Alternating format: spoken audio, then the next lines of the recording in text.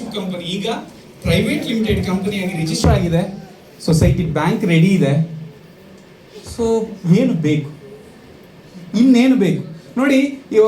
Sir ನನಗೆ share ತಗೊಂಡ್ರೆ ಏನು ಲಾಭ ಸರ್, ಅವರಿಗೆ ಶೇರ್ ಕೊಟ್ಟರೆ ಏನು ಲಾಭ ಸರ್? ಒಂದು ಸರಿ ತಗೊಂಡಂತಹ ಶೇರಿಗೆ ಅಜೀವ ಪರ್ಯಂತ ಪ್ರತಿ ವರ್ಷ ಡಿವಿಡೆಂಡ್ ಸಿಗುತ್ತೆ, ಹೌದಾ? ಡಿವಿಡೆಂಡ್ ಬೋನಸ್, ಅದು ಲಾಭ ಅಲ್ವಾ ಸರ್? ನನಗೆ ಸಾಲ ಬೇಕು ಸರ್, ಒಂದು ಇಬ್ರು ಗ್ಯಾರಂಟರ್ನ ಕೊಡ್ತೀನಿ ಅಂತ ಹೇಳಿದ್ರೆ ಆ ಷೇರುದಾರರನ್ನ ನೀವು ಗ್ಯಾರಂಟರ್ ಕೊಟ್ಟರೆ ಸಾಲ ಸಿಗುತ್ತೆ, ರೈಟಾ? ಬೇರೆ ಏನು ಬೇಕು ಸರ್? ನೀವು ಸೇರಿಸಿರುವಂಥ ಷೇರುದಾರರ ಹತ್ರ ನೀವು ಸಾಲದಕ್ಕೆ ಜಾಮೀನು ಹಾಕೋಬಹುದು, ರೈಟಾ ಸರ್? ನನಗೆ ಶೇರಿಗೆ ಒಳ್ಳೆ ಡಿವಿಡೆಂಟ್ ನಿಮ್ಮ ಸಂಸ್ಥೆಯಿಂದ ಬರುತ್ತಾ ಅನ್ನೋ ಡೌಟ್ ಯಾರಿಗಾದ್ರೂ ಇದ್ರೆ ಸರ್, ಸಿಂಪಲ್ ಆಗಿ ಹೇಳ್ತೀನಿ ಕೇಳಿ ಸರ್. ಒಂದೊಂದು ಪಿನ್ ಕೋಡ್ ಇದೆಯಲ್ಲ, ಆ ಒಂದೊಂದು ಪಿನ್ ಕೋಡಿಗೆ ಒಂದು ಶಾಪ್ ಫ್ರಾಂಚೈಸಿ, ಗೋಕುಲ ಮಾರ್ಟಿದ್ದು ಫ್ರಾಂಚೈಸಿ ತಗೊಂಡಿದ್ದೀರಿ ಅಂತ ತಿಳ್ಕೊಳ್ಳಿ ಸರ್. ಗೋಕುಲ ಮಾರ್ಟಿದ್ದು ಫ್ರಾಂಚೈಸಿ ತಗೊಂಡಿದ್ದೀರಿ, ಎಲ್ಲ ಐಟಮ್ಸ್ ಇದೆ. ಎಂಪೀರಿಯಾ ಕಾರ್ಪೊರೇಷನ್ ಎಕ್ಸ್ಪ್ಲನೇಷನ್ ಮಾಡ್ಬೋದು. ಗೋವರ್ಧನಗಿರಿದು ಕಲೆಕ್ಷನ್ ಪಾಯಿಂಟ್ ಮಾಡ್ಬೋದು. ಶೇರ್ ಅಲ್ಲ, ಕಲೆಕ್ಷನ್ ಪಾಯಿಂಟ್ ಮಾಡ್ಕೋಬಹುದು ರಿಜಿಸ್ಟರ್ ಆದ್ಮೇಲೆ. ಎಂಪವರ್ ಇಂಟೀರಿಯರ್ಸ್ ಇದ್ದು ಮಾರ್ಕೆಟು ಮಾಡ್ಬೋದು. ಇನ್ನೊಂದು CDM ಮಿಷಿನ್, ಅಂದರೆ ATM ಆಗುತ್ತೆ, ಕ್ಯಾಶ್ ಡೆಪಾಸಿಟ್ ಮಿಷಿನು ಆಗುತ್ತೆ. ಎರಡು ಒಂದರಲ್ಲೇ ಇದ್ದರೆ ನಮ್ಮ ಕರ್ನಾಟಕ ರಾಜ್ಯದ್ದು ಎಲ್ಲ ಒಂದು ವಿಭಾಗಕ್ಕೂ ಒಂದೊಂದು ಪಿನ್ ಕೋಡಿಗೆ ಒಂದೊಂದು ಮೆಷಿನ್ ಬಂದರೆ ನಮಗೆ ಸ್ವಂತ ಮನೆಯ ಒಂದು ಗೋದ್ರೇಜಲ್ಲಿ ಅಥವಾ ನಮ್ಮ ಕಬಾಟಲ್ಲಿ ಹಣ ಇಟ್ಟಾಗೆ, ರೈಟಾ? ಅಂತಹ ಅದ್ಭುತ ಯೋಜನೆಗಳು ನಮ್ಮ ಹತ್ರ ಇನ್ನೂ ಬತ್ತಳಿಕೆಯಲ್ಲಿವೆ. ನಮ್ಮ ಲೀಡರ್ಸ್ ಹತ್ರ ಎಲ್ಲ ಡಿಸ್ಕಷನ್ ಆಗಿದೆ.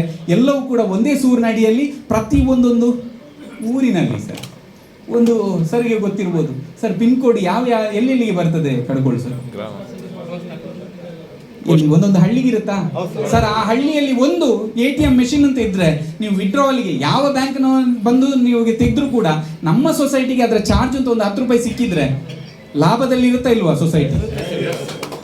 ಆದ್ರೆ ಅಕೌಂಟ್ ಎಲ್ಲ, ಗೋಕುಲ ಮಾರ್ಟಿದ ಅಕೌಂಟ್ ಎಲ್ಲ ಇರೋದು ಗೋವರ್ಧನಗಿರಿಯಲ್ಲಿ. ನಮ್ಮ ಎಂಪೀರಿಯಾ ಕಾರ್ಪೊರೇಷನ್ ಅಕೌಂಟ್ಸ್ ನಿಮ್ದೆಲ್ಲ ಅಲ್ಲೇ ಇದ್ದಾಗ ಟರ್ನ್ ಓವರ್ ಹೇಗಾಗಿರುತ್ತೆ, ನಮಗೆ ಲಾಭಾಂಶ ಹೇಗಿರುತ್ತೆ, ಇದೆಲ್ಲವೂ ಲೆಕ್ಕಾಚಾರ ಯಾರು ಹಾಕೋಬೇಕು? ಅರ್ಥ ಆಗ್ತಾ ಇದೆಯಾ? ಎಸ್, ನಾನು ಕಡೆಯ ಒಂದು ಸಾಲು ಹೇಳಿ ನಾನು ನನ್ನ ಇವತ್ತಿನ ಒಂದು ಮಾತನ್ನು ಕೊನೆಗೊಳಿಸ್ತೀನಿ. ಒಬ್ಬ ಕುರುಡ ಅವನ ಎದುರಿನಲ್ಲಿ ಬೋರ್ಡ್ ಹಾಕಿದ್ದ, ನನಗೆ ಕಣ್ಣು ಕಾಣಲ್ಲ, ನನಗೆ ಸಹಾಯ ಮಾಡಿ ಅಂತ ಒಂದು ಬೋರ್ಡ್ ಹಾಕಿದ್ನಂತೆ.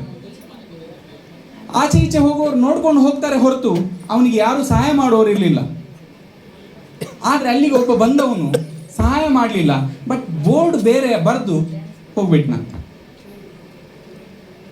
ಮತ್ತೆ ಅಲ್ಲಿ ಬಂದಂತಹ ಅವನಿಗೆ ಹಣದ ಫ್ಲೋ ಹೇಗಿತ್ತು ಅಂತ ಹೇಳಿದ್ರೆ ಅವನಿಗೆ ತಡಿಲಿಕ್ಕೆ ಆಗಲಿಲ್ಲ. ಆದರೆ ಅಂದರೆ 5 ಸೆನ್ಸಲ್ಲಿ ಕಣ್ಣು ಕಾಣದವನಿಗೆ ಇನ್ನೊಂದು ಸೆನ್ಸ್ ಇರುತ್ತೆ, ಬಂದು ಪಾಸ್ ಆಗೋನು ಯಾರು ಅಂತ ಹೇಳುವಂಥದ್ದು. ಎಸ್, ಅವನು ಬಂದವನ ಹತ್ರ ಕೇಳಿದ್ನಂತೆ, ನೀನು ಏನೋ ಚೇಂಜ್ ಮಾಡಿ ಹೋಗಿದ್ದೀಯಾ, ಈಗ ಹಣ ಬೀಳ್ತಾ ಇದೆ, ನೀನು ಏನು ಬರ್ದಿರೋದು ಏನು ಅಂತ ಕೇಳಿದ್ನಂತೆ. ಅದಕ್ಕೆ ಅವ ಹೇಳಿದ್ನಂತೆ, ನೀವು ಕಾಣುವ ಸುಂದರ ಪ್ರಪಂಚವನ್ನು ನನಗೆ ಕಾಣಲಿಕ್ಕೆ ಆಗ್ತಾ ಇಲ್ಲ, ನಿಮ್ಮ ದಿನವೂ ಮತ್ತು ನಿಮ್ಮ ಪ್ರಪಂಚವು ಅದ್ಭುತವಾಗಿರಲಿ ಅಂತ ಅಷ್ಟು ಬರ್ದಿತ್ತು ಮಾತ್ರ, ಹೊರತು ಹೆಲ್ಪ್ ಮಾಡಿ ಅಂತ ಬರ್ದಿರ್ಲಿಲ್ಲ.